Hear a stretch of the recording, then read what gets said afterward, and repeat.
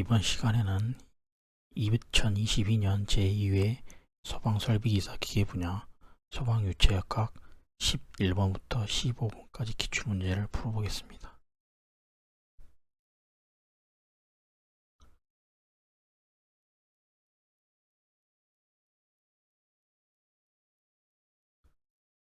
먼저 11번은 속도, Q는 AV에 관한 문제이고 12번은 베르누이 방정식의 전제 조건에 관한 문제, 13번은 등가 길이를 구하는 문제, 14번은 펌프의 상사 법칙에 관한 문제, 15번은 펌프의 공동현상을 방지하기 위한 대책에 관한 문제입니다. 11번은 유체의 연속 방정식 Q는 AV에 관한 문제입니다. 그림처럼 물탱크가 이렇게 주어져 있고 옆에 송출관이 있고 송출관의 지름과 빠져나가는 유체가 빠져나가는 속도가 주어져 있고 다음에 물탱크의 지름이 주어진 다음에 이 물이 내려가는 속도를 구하는 문제입니다. Q1, Q2로 넣고 이러면은 A1, V1, A2, V2가 되니까 V1은 A1분의 A2, V2로 해서 구할 수 있습니다. 11번 원형 물탱크의 안지름이 1m이고 아래쪽 옆면에 안지름 100mm인 송출관을 통해 물을 수송할 때의 순간 요속이 3m/s이었다. 이때 탱크 내 수면이 내려오는 속도는 몇 m/s인가? 좀 전에 본 것처럼 A1, V1,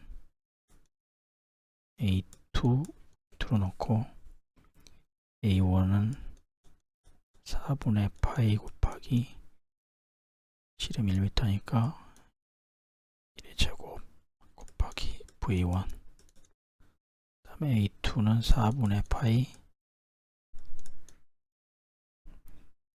D가 안지름이 100mm니까 0.1의 제곱 곱하기 V2는 유속이 3m/s니까 3, 4분의 파이를 약분하고 그 다음에 V1은 0.01 곱하기 3, 0.03 m/s. 그래서 답은 4번입니다.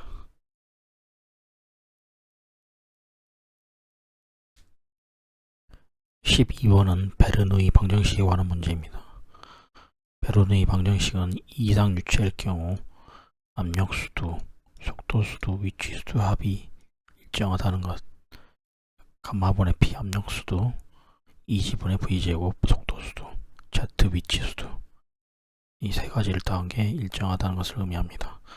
이러한 베르누이 방정식의 전제 조건은 일단 이상 유체이니까 비점성, 비압축성일 것, 그 다음에 정상 상태일 것, 시간에 따라 에너지 변화가 없을 것, 그리고 동일 유선상의 흐름일 것, 이것이 베르누이 방정식을 적용하기 위한 전제 조건입니다. 12번 유체 흐름에 적용되는 다음과 같은 베르누이 방정식에 관한 설명으로 옳은 것은 1번 비정상 상태의 흐름에 대해 적용된다. 아닙니다. 정상 상태 흐름에 적용됩니다. 2번 동일한 유선상이 아니더라도 흐름 유체의 이미점에 대해 항상 적용된다. 아닙니다. 동일한 유선상의 흐름이어야 합니다. 3번 흐름 유체의 마찰 효과가 충분히 고려된다. 아닙니다. 마찰 효과는 고려되지 않습니다. 4번 압력수도, 속도수도, 위치수도 합이 일정함을 표시한다. 맞습니다. 그래서 답은 4번.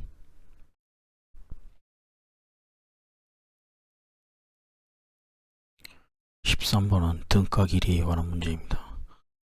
부차적 손실수도 HL은 K 부차적 손실계수 곱하기 2지분의 V제곱, 여기서 K는 마찰 손실계수 F 곱하기 D분의 L이 L2에 대해서 정리하면은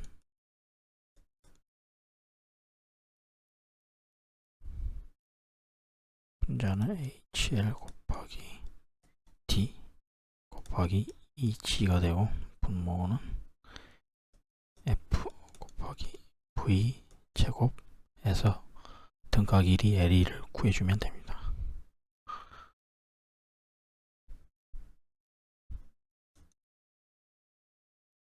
13번 밸브와 장치된 지름 10cm 원관에 비중 0.8인 유체가 2m/s 평균 속도로 흐르고 있다. 밸브 전후 압력 차이가 4kPa일 때 이 밸브 등각 길이는 몇 미터인가? 단, 관할 마찰 계수는 0.02이다.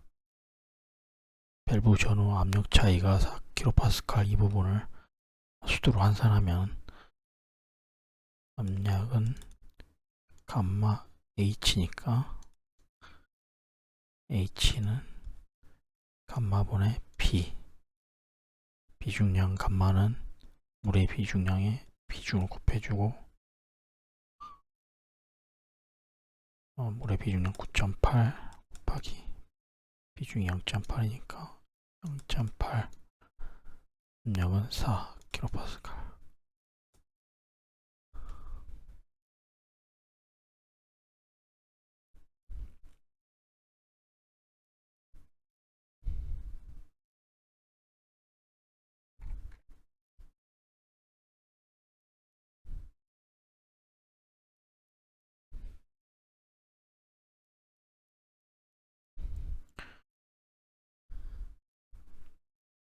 0.51 약 0.51 됩니다.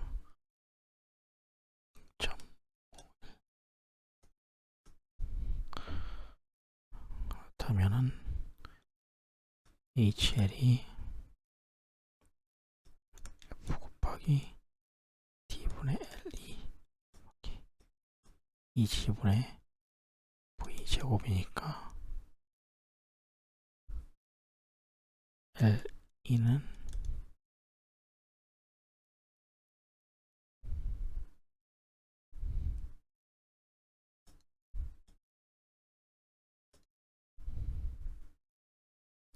HL 곱하기 D 곱하기 G분의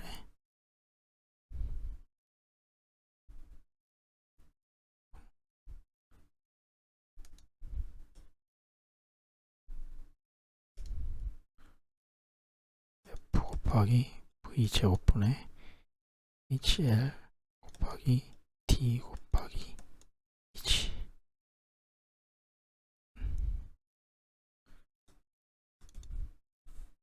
마찰 계수는 0.02. V는 2m/s. HL은 0.5m. D는 지름이 10cm니까 0.1 곱하기 2G니까 2 곱하기 9.8.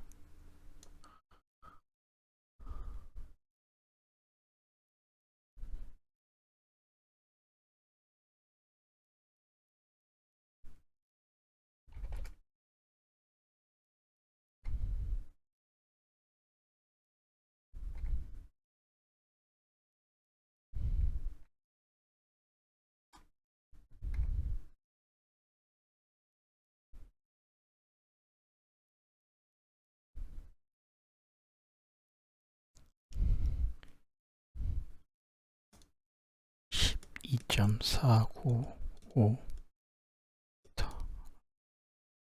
대략 12.5m. 답은 2번입니다.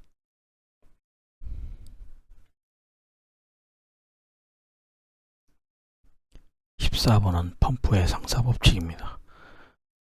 상사는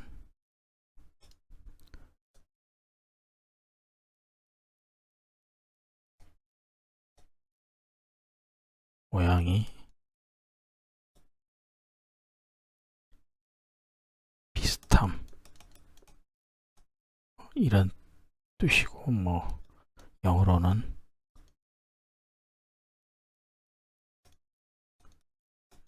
similarity입니다. 기하학적으로 어떤 모양이 비슷한 펌프가 성능도 상사한다. 뭐 그런 기하학적으로 상사하면 그 성능도 상사한다. 뭐 이런 맥락으로 이해하시면 될 것 같습니다. Q2는 Q1 곱하기 N1분의 N2. 여기서 N1, N2는 RPM입니다. 곱하기 D1분의 D2의 3승. 여기서 D1, D2는 펌프 안의 임펠러의 직경입니다. H2는 H1 곱하기 N1분의 N2의 2승 곱하기 D1분의 D2의 2승. P2 축동력입니다. P2는 P1 곱하기 N1분의 N2의 3승 곱하기 D1분의 D2의 5승. 여기서 특별하게 문제에서 D1, D2에 대한 언급이 없으면은 뒷부분은 이 부분은 신경 쓰지 않아도 됩니다. 14번 수압펌프의 회전수가 1450rpm일 때 양정이 25m, 유량이 5세제곱미터 미닛이었다. 펌프의 회전수를 1740rpm으로 높일 경우 양정과 유량은 단 완전 상사가 유지되고 회전차의 지름은 일정하다. 지름이 일정하다고 했으니까 D1, D2가 같으니까 신경 쓰지 않아도 된다. 왜냐면은 D1분의 D2는 서로 같으니까 옆으로 하면 1이 되니까 계산할 때 신경 쓰지 않아도 됩니다. 먼저 유량을 한번 구해보면 Q2는 Q1 곱하기 N1분의 N2. Q1은 5 곱하기 N1은 1450, N2는 1740.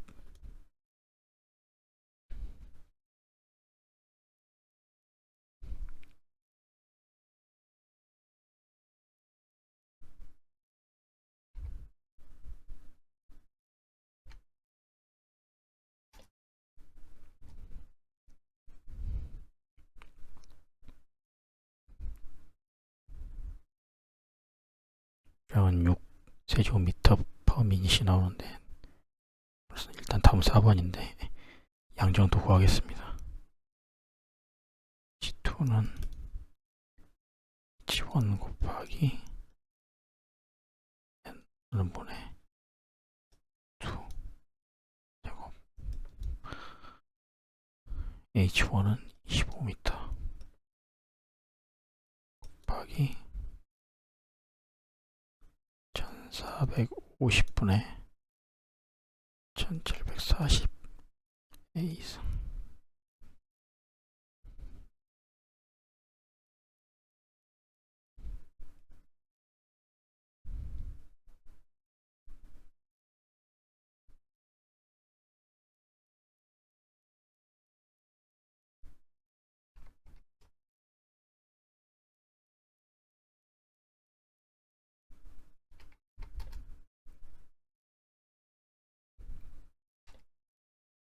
(36)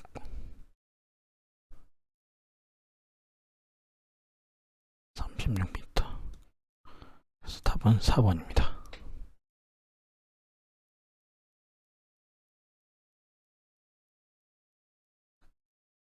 15번은 펌프의 공동현상 캐비테이션 방지 대책에 관련한 문제입니다. 베르누이의 법칙에 의해서 압력수도,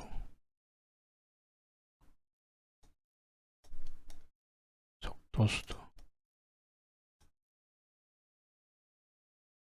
위치수도의 합은 정하게 되는데 펌프를 가동하면서 유속이 빨라지면은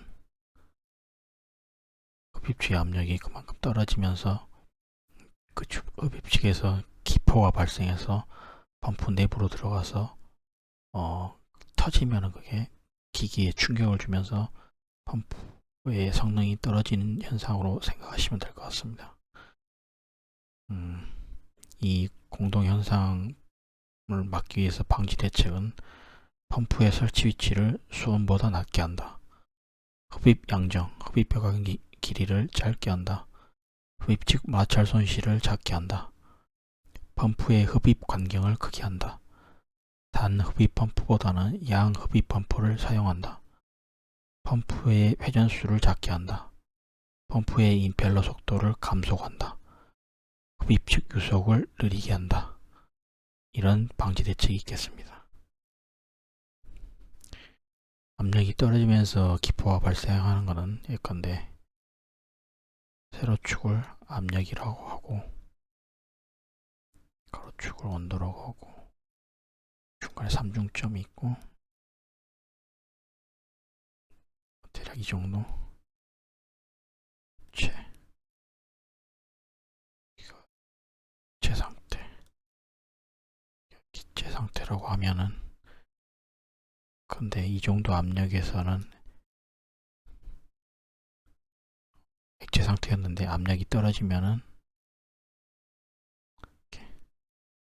기체 상태가 되는 것이죠. 그래서 꼭 물이 100도씨에서 끓는 게 아니 100도씨가 되어야만 끓는 게 아니고 압력이 이렇게 낮아지면 그보다 낮은 온도에서도 이렇게 끓어오르니까 기포가 발생하면서 펌프에 안 좋은 영향을 미치는 것입니다.